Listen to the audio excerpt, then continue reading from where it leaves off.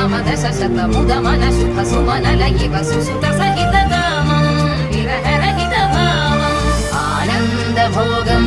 आजीवकालं पाशानुबन्धं कालानुकालं दैवानुकूलं काम्यार्थसिद्धिं कामये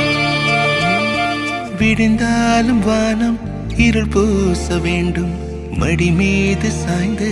கதை பேச வேண்டும் முடியாத பார்வை